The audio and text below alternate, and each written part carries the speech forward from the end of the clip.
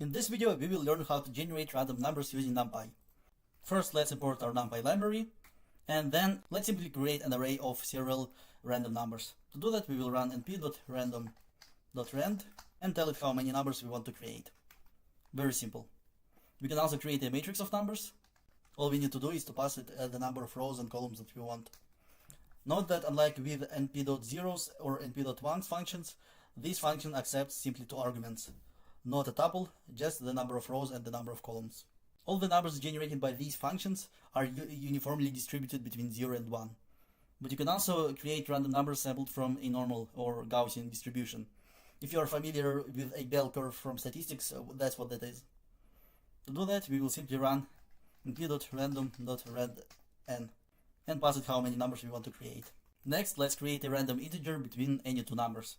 To do that, we will use a randint function. This will create a random number between 0 and 10. We can also use it to create several random integers, like so, simply by passing it how many integers that we want to create.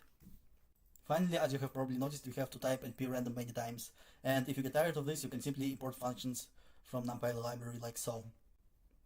So we just tell it from numpy.random, import whatever functions that we need.